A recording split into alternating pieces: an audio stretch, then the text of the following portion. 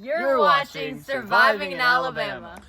Welcome back to Surviving in Alabama. Today I'm going to finish up this pen. I did a part 1 on a previous video. Y'all go check that out.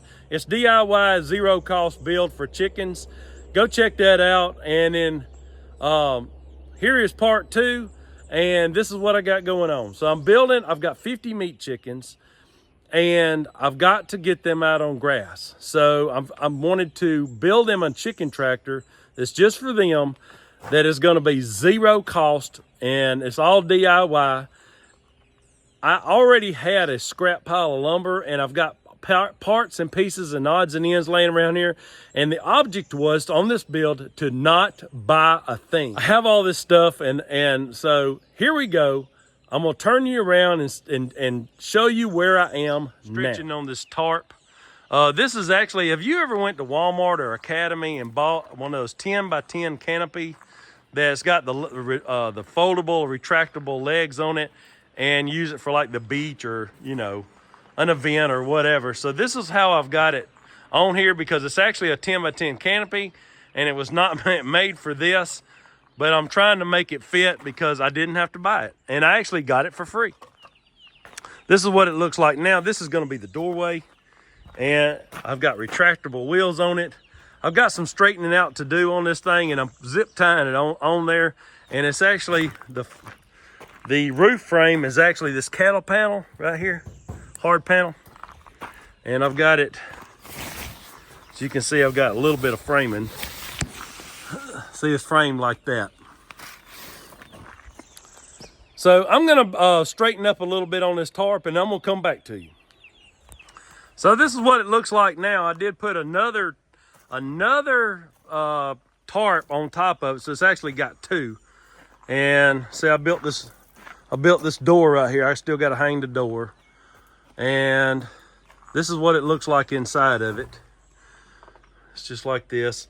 It didn't quite cover it in the corners, see, like so, but that's super, I mean, it's okay. I got it covered on the ends, and I did put that netting right there so no predator can get through the, you know, the big part of the cattle panel.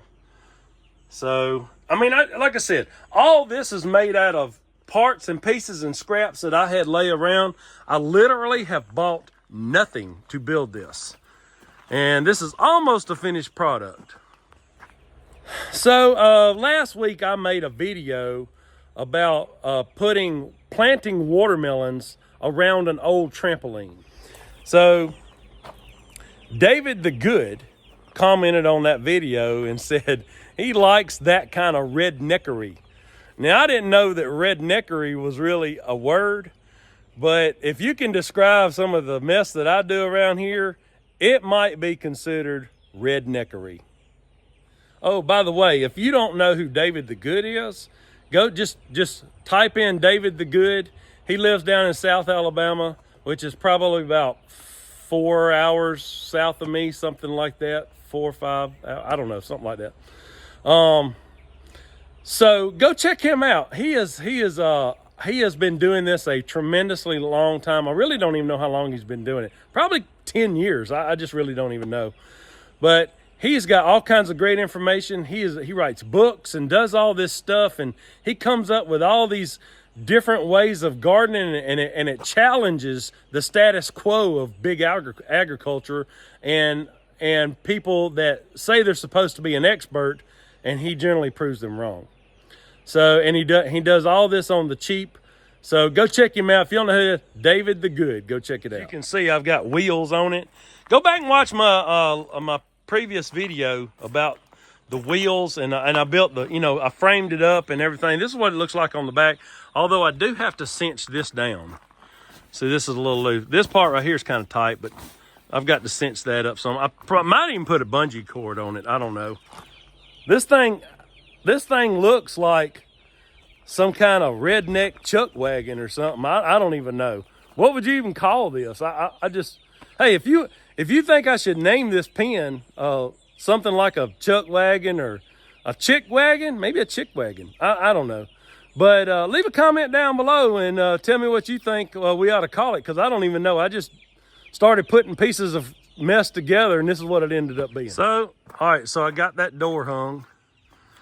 You can see the door opens just like so.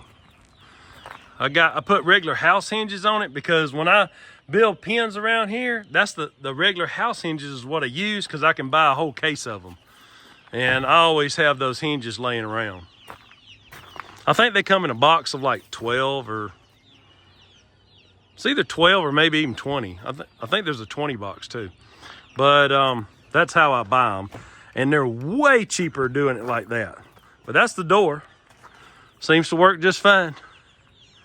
So now what I got to do is I got to put a latch on it some kind of how. I'm going to go see what I got and see if I can work on that. I did drill a pilot hole for this. And so I just had this this eyelet right here. So I just had that laying around. It was actually used. I don't know where it was used before, but I picked it up somewhere. I don't even know. So that'll give us like a door handle. And I think I'm gonna put something around right here to try to fasten it. I caught them in a net. They just all started jumping out at me. I was just gonna get a few of them, but they ended up all jumping in there. Look at that. So I caught them in the net. They just all started jumping out. So they just all jumped in there. So that's how I got them. I moved over. This is a fishing net. So trying to get them out here and get them on this grass. So there you go. Now I really think this pen, they're gonna probably outgrow it, but at the very end I can split them. Not a problem. If you can see the roof over there, that's another chicken tractor that I have that I'm not using right now. And it's totally fine if I split them.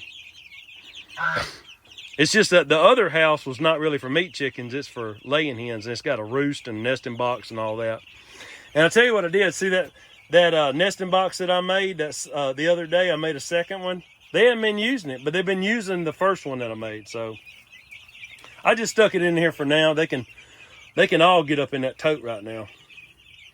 I'm gonna get these guys fed and watered and I'll come back to you. At least for now, this is a finished product. And I don't know if these wheels are gonna work out. They may not. I may have to go back to using lawnmower wheels, which is what my preferred method anyway. I just didn't really have any. And I made it a point not to buy anything. So they got green grass, they got water, they got 2 things of food and a house to get up into. And they're all covered and out of the weather. And they're protected from the elements and the predators. And they're behind that fence right here. So I've got them inside the garden fence. So my garden fence is really to keep the deer out, but it'll be one extra layer of protection. So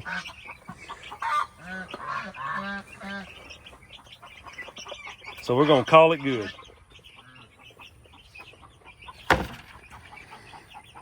Button them up for the night. There we go. I'm gonna wrap this video up. Don't forget to like, share, and subscribe. I'll see y'all next time. God bless.